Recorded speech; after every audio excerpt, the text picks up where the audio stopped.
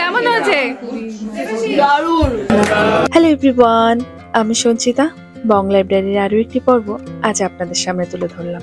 আশা করছি আপনারা যে যেখান থেকে দেখছেন সকলে ভালো আছেন এবং সুস্থ আছেন। আমরাও আছি ভালো। কখন যে বলবো ভালো আছি, কখন যে বলবো খারাপ আছি, জীবন এখন কোন সময় বা কেমন হয়ে যায় তাও আমরা কেউ জানি না। তবুও ঈশ্বরের আশীর্বাদ, ঈশ্বর যদি ঠিক রাখতে চান তবে আমরা ঠিক থাকবো, আর সবকিছু ওনার উপরেই ছেড়ে দিলাম। আজ রবিবার, যদিও এখন ভিডিওটা করছি শনিবার রাতে। রবিবারের কথা বললাম এই কারণেই, রবিবারে আজকে আমাদের বাড়িতে বার্থডে সেলিব্রেশন হবে, কিন্তু সেই দিনই যদি কেক বানাই তা তো আর হয় না। সেই জন্য কেকটা শনিবার রাতে করে রাখলাম। এখন রাত বলছি, বাইরে এই আলোটা দেখে তো আপনাদের নিশ্চয়ই মনে হবে না যে এখন হয়তো রাত হয়েছে। কি আর হবে বলুন, এখন যে গরমকাল চলে এসছে, আমাদের এখানে প্রায় 10টার দিকে এখন সন্ধ্যা হয়। এই ঘড়ি দেখে কাজ করি বলেই হয়তো ঠিকঠাক টাইমে খাওয়া, ঘুমদুম সবকিছুই হচ্ছে। বাইরে সূর্যের আলোর দিকে তাকিয়ে থাকলে তাহলে হয়তো কিছুই হতো না। আজ সকালবেলা ঘুম থেকে উঠেই আর রৌদ্রোজ্জ্বল দিন আর পেলাম না। আকাশ মেঘলা মেঘলা হয়ে রয়েছে, হালকা হালকা ঝিরিঝিরি বৃষ্টিও পড়ছে। আজ সকালে উঠে কি রান্না করলাম দেখুন তো। ভালো হয়েছে, কিন্তু খেয়েছে কেমন হয়েছে? এটা তো একটু অন্যরকম ভাবে করেছি, ভাপা করেছি। ভাপা মাছ আর কি। ভাপা মাছের একটাই স্বাদ বেশি হওয়ার মনে হয় একটাই কারণ হচ্ছে কি তুমি অনেক সময় ধরে এটাকে স্টিম করে রান্না করছো, সেই জন্য। গরম। চলো, আমরা বাঙালিরা সর্ষে মাছ দিয়ে ভালো করে রান্না করতে পারি, সেটা কিন্তু নন বেঙ্গলিরা খুব ভালো করেই জানেন। তবুও চেষ্টা করি নিজের মতন করে একটু যদি ডিফারেন্ট কিছু করা যায়। সর্ষে দিয়ে মাছ তো অনেক রান্না করেছি, ভাপা মাছটা এবার রান্না করলাম, দেখি সবার কেমন পছন্দ হয়। যদি এবার ভাপা মাছটা রান্না করেছি স্যালমন মাছ দিয়ে। স্যালমন মাছটা একটু নরম হয় তো আমার মনে হয় ভাপা করলেই হয়তো বেশি ভালো হবে। আর এই যে দেখুন, এবার আর চিকেন কষা কিছু করলাম না, একটু কাজু দিয়ে গ্রেভিটাকে একটু চেঞ্জ করার চেষ্টা করেছি।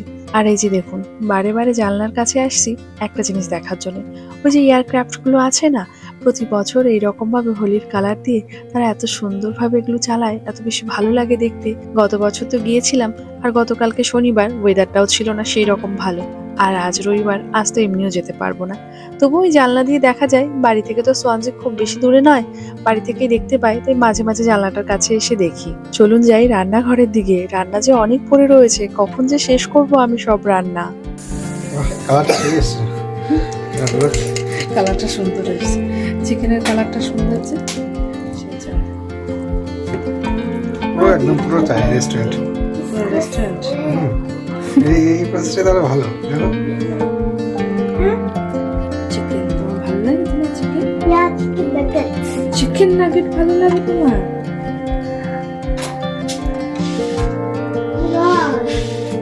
ছোটবেলায় বাড়িতে যখন ভাত রান্না হতো, তখন যেহেতু জ্বালানি দিয়ে রান্না হতো, ভাত তোলার পরে মানে ভাতের হাঁড়িটা পরিষ্কার করার জন্য কি ব্যবহার করা হতো জানো? যে পাটকাঠি যখন পাট ছাড়ায় না, ওই যে আঁশ যেটা থাকে আর কি, ওটা ব্যবহার করতে করতে এটা এত সুন্দর হয়ে যেত, ওটাই একটা কাপড়ের মতন কাজ করতো। ওটা দিয়ে পরিষ্কার,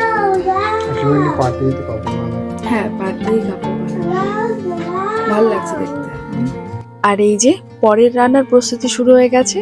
লুচি করব আজকে, তাই ভাবলাম যে লুচি দিয়ে যে আলুর যে একটা তরকারি হয় না, যে তরকারিটা একটু হিঙের গন্ধ থাকে, সেই যে মিষ্টির দোকানের মতো, সেই রকম রান্নার চেষ্টা করলাম। আর তার সাথে আমি না ভেবেছিলাম চানা ডালটা দেবো, কিন্তু চানা ডালটা আর সেই রকম ভাবে আর মনেও ছিল না। কিন্তু গতকাল রাতে আমি এই যে ঘুগনি যে মটর ডালগুলো, সেই ডালটা আমি ভিজিয়ে রেখেছিলাম, তাই ভাবলাম একটু ডিফারেন্টই হোক, তাহলে এই ডালটা দিয়েই করি। দেখুন কি ভালো লাগছে না দেখতে। লুচিটা তো আর এখন ভাজবো না, লুচি ভাজবো যখন ওরা সকলে চলে আসবে দুপুরে খাবার খাওয়ার একটু আগে।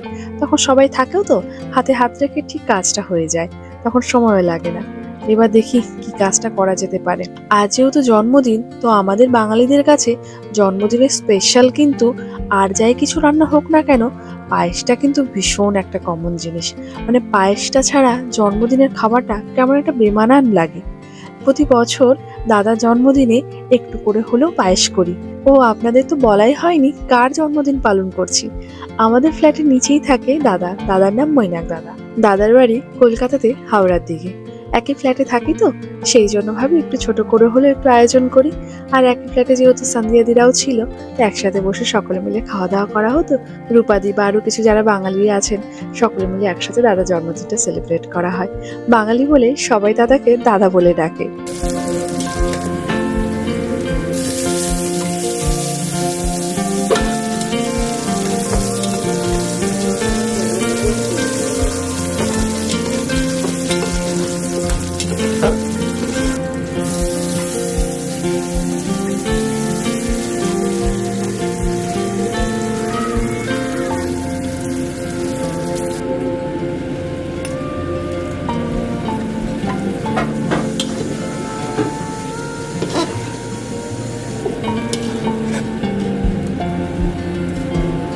দাদার পছন্দের কিছু খাবারের তালিকায় পোলাওটাও আছে। বাসন্তী পোলাও বা মিষ্টি পোলাও, তার সাথে মাটনটা উনি খুব পছন্দ করেন। তো আমি তো আর আজকের মাটন রান্না করতে পারলাম না, তাই আজ আমি মিষ্টি পোলাওটা রান্না করলাম। আর তার সাথে তো আপনাদেরকে দেখালামই আমি চিকেন বানিয়েছি। এটাই হবে আজকে দুপুরবেলা মেনু। তার সাথে তো লুচি আমি বললামই সেটা বানাবো, আলুর তরকারি রয়েছে, নর্মাল রাইস রাখবো, একটু মাছ করেছি। এই সব কিছু মিলিয়েই কিন্তু আজকে খাওয়া দাওয়াটা কিন্তু হবে। আর এই যে আপনারা তো জানেনই অনেকেই, চালের সাথে জলের মাপটা কিন্তু ভীষণ ইম্পর্টেন্ট যখন আমরা পোলাও বানাতে যাই। প্রথম দিকে পোলাও অনেকবার বানাতে গেছি, ঠিকঠাকভাবে সেই ঝরঝরে ভাতটাই হতো না। অনেকবার চেষ্টা করে করে ভুল ত্রুটি করলেই তো মানুষ শেখেন, সেই রকম ভাবেই ভুল ত্রুটি করে করেই আমি কিন্তু পোলাও বানানোটা একদম শিখে গেছি।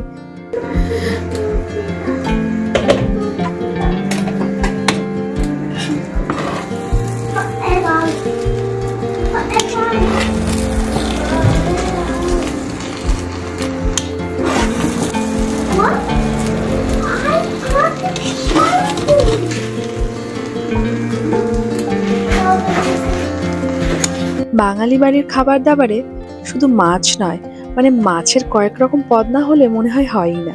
সেই রকম ভাবেই আজ তো মাছ বানালাম, স্যালমন মাছ, সেই ভাপা যে সর্ষে দিয়ে বানালাম। কিন্তু কলকাতা স্টাইলে ফিশ ফ্রাই কে পছন্দ করেন না বলুন তো? আর খাদ্যপ্রেমিক যারা, বিশেষ করে বাঙালি মানুষরা তো মাছের পুরো পাগল হয়। সেই জন্য দেখুন আমি মাছটাকে বেশ অনেক সময় আগে ম্যারিনেট করে রেখে দিয়েছিলাম। এখন আমি কোট করে রেখে দেবো। আপনারা তো জানেনই এর জন্য প্রচুর সময় দরকার হয়, সেই জন্য আরো অনেক কিছু রান্না করতে চাইলেও সেটা হয় না। তাই ভাবি ইউনিক যে খাবারগুলো আছে, যে খাবারগুলো মানুষ বেশি পছন্দ করবে, সেই খাবারগুলি বানানো যাক। তাই আজ ফিশ ফ্রাই বানাবো। আর এটা গরম গরম যখন ওদের সামনে দেবো, কাসুন্দি দিয়ে ফিশ ফ্রাই খেতে কার না ভালো লাগে বলুন তো? আমার তো ভীষণ পছন্দ। আমাদের এখানে বাসা মাছটা পাওয়া যায়, আমরা সচরাচর বাসা মাছটা দিয়েই ফিশ ফ্রাই করে থাকি। সেটা দিয়ে ফিশ ফ্রাই খেতেই বেশি ভালো লাগে। আরও অন্যান্য মাছ আছে যে মাছে কাঁটা থাকে না, কিন্তু সেই রকম ভাবে আর ট্রাই করে দেখিনি। যখন কলকাতাতে ছিলাম তখন কখনো ফিশ ফ্রাই বাড়িতে বানাইনি। ওই যে এরকম হয় আর কি, বাইরের সবকিছু পেতে পেতে বাড়িতে বানানোর ইচ্ছেটাই চলে যেত। আর এখানে বাইরে কিছু পাওয়া যায় না বলে বাড়িতে বাধ্য হয়েও হলেও অনেক কিছু কিন্তু শেখার অভিজ্ঞতাটাও হয়ে যায়। আর এই যে দেখুন, কিছুটা সময় আমি ফ্রিজে রেখে দেবো, একটু সেট হয়ে গেলে তখন খুব ভালো হবে। ফ্রাই করার আগে আর ক্রাম্ব কোটগুলো খুব একটা বেরিয়ে আসবে না। যখন কোনো অনুষ্ঠানের জন্য কেকটা শুধু বানাই আর কোনো কাজ থাকে না, তখন কেকটা মন দিয়ে খুব ভালোভাবে বানাতে পারি। যখন বাড়ির রান্নাগুলোও করতে হয়, তার সাথে সাথে কেকটাও বানাতে হয়, তখন মনে হয় সিম্পলভাবে কোনো রকমভাবে কেকটা বানালেই হলো। সেই রকমই কিন্তু আজ কিন্তু করেছি আমি। আজ কেকের পেছনে একদম পরিশ্রম করিনি, কোনো রকম কষ্ট করিনি, শুধু সিম্পলভাবে কেকটা বানিয়েছি। প্রতিবারই চকলেট কেক বানাই আর নানা রকম ডিজাইন করি। আমারই ভুল হয়েছে, যদি আমি গতকালকে একটু সময় বের করে যদি এই কেকটা করে ফেলতাম, তাহলে কিন্তু আর এতটা অসুবিধা হতো না। আজ রান্নার মাঝে মাঝে বারবার তাড়াহুড়ো করে এসে আমার কেকটা বানাতে হতো না। সে যাই হোক, তবু তো কাজ হয়ে গেছে। এই যে কেকটাও বানিয়ে নিলাম, এবার আমি রেডি হয়ে নিই, কারণ সকলে চলে আসার সময়ও হয়ে গেছে। সবাই চলেও এসেছে, এইবার টুকটাক খাওয়া দাওয়া রেডি করা, সকলে মিলে খাওয়া দাওয়া করা। আর এদিকে চলুন কিচেনে কি অবস্থা হচ্ছে সেটাই দেখাই। আর আমি এত তাড়াহুড়ো করে আজকে স্নান করেছি, কারণ ওরা যখন সবাই চলে এসেছিল তখন আমি মাত্র স্নান করে বেরিয়েছি। তারপরে বাড়ির পুজোটাও দিয়েছি, একটু লেট হয়ে গেছিল। কিন্তু কি হয় বলুন, যখন রাতের বেলা আমরা কোনো প্রোগ্রাম করি তখন কিন্তু এই লেটটা আর হয় না। দুপুরবেলা আর তারপরে হলো রবিবার, তো মানুষ সবাই ঠিকঠাক টাইমে আসারই চেষ্টা করেন। দুপুরবেলা খাওয়া দাওয়ার যেহেতু আয়োজন করা হয়েছে সেই জন্য। কিচেনে এসে দেখি তুনাইয়ের পাপা এত সুন্দর করে আমগুলো কেটেছে, তার উপরে টুথপিকগুলো দিয়ে দিয়েছে। এত ভালো লাগছিল দেখতে। ও আম খেতেও যেরকম ভালোবাসে, তার থেকেও বেশি ও আম কিনতে খুব ভালোবাসে। আর এখন এই সামার টাইমে এত ভালো ভালো আম পাওয়া যাচ্ছে এবছর, কোনো বছর এতটা ভালো আম পাওয়া যায় না। এবছর একটু গরম পড়াতে হয়তো আমগুলোর টেস্টটাও হয়তো অনেকটাই বেড়েছে, হয়তো রোদ্দুর ছিল মাঝখানে বেশ অনেকদিন, সেই জন্য হয়তো আমের মধ্যে যে মিষ্টি ভাবটা সেটাও এসেছে। আর সবাই আম খেতে ভীষণ পছন্দ করেন। আর এদিকে ফ্রেঞ্চ ফ্রাইগুলোর মধ্যে একটু চাট মশলা বা একটু অন্যান্য মশলা একটু দিয়ে দিলাম, যাতে কিনা খেতেও ভালো লাগে। এবার একের পর এক আমার বাদবাকি কাজগুলো করার পালা। স্টার্টার বেশ অনেক রকম খাওয়া দাওয়া চলছে, এবার ফিশগুলো ফ্রাই করার পালা। যাই, সেটা একটু সময় লাগবে।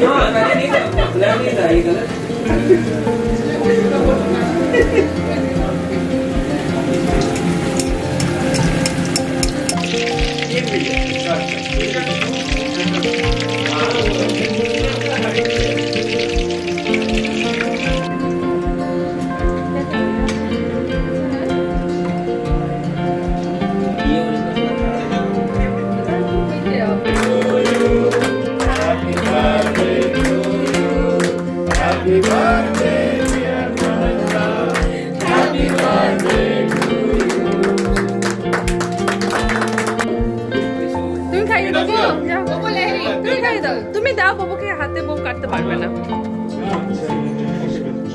Photo photo photo photo photo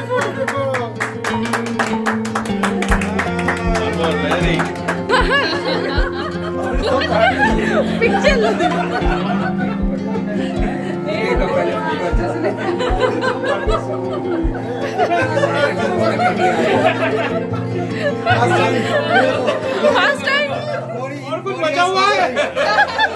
বন্ধু না হলে আর এই সুযোগটা হয় বলুন? সমবয়সী মানুষ থাকলে তবেই তো জন্মদিনে এই মজাটা হয়। আর যারাই আছে সবাই তো দাদার থেকে বয়সে অনেকটাই ছোট, সেই জন্য আর এই সাহসটা আর পায় না। তাই এবছর সবাই মিলে দাদাকে কেক লাগাতেও বেশ মজা পেল। আর ওই যে বলেছিলাম লুচি ভাজার সময় তখন ঠিক সকলে মিলে হাতে হাত রেখে কাজটা হয়ে যাবে, ঠিক তাই হলো। সান্দিয়া দিদিকে লুচিটা বেলছে, আর লাহিড়ী খুব সুন্দর করে প্লেটে করে রাখছে। এবার আমি লুচিগুলো ভাজার পালা। এই তো, একসাথে সবাই মিলে থাকলে যে কোনো কাজ করা কিন্তু খুব সহজেই হয়ে যায়।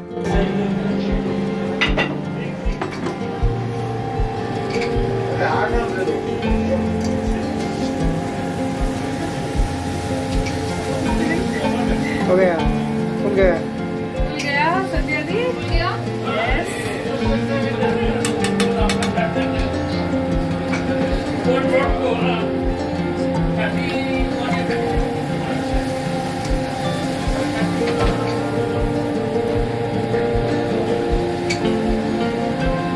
আজকে রান্নার মেনু তো আপনারা সকলেই জানেন, তার মধ্যে দুটো জিনিস কিন্তু অ্যাড হয়েছে।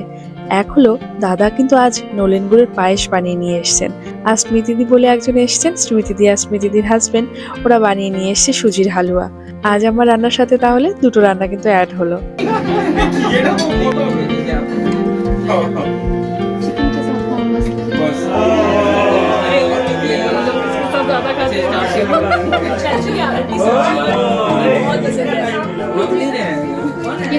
কেমন আছে? সত্যি রূপাদিকে পুরি জ্বালা করে। ছোট ছোট কিছু মুহূর্ত মিলে আজকের ভিডিওটি আপনাদের সামনে এখানেই রাখলাম। দেখা হচ্ছে খুব শিগগিরই আপনাদের সাথে পরবর্তী ভিডিওটি নিয়ে। আমার ভিডিওগুলো যদি ভালো লেগে থাকে অবশ্যই আমার চ্যানেলটিকে সাবস্ক্রাইব করার জন্য অনুরোধ রইল। ভালো থাকবেন, সুস্থ থাকবেন, সাবধানে থাকবেন সকলে।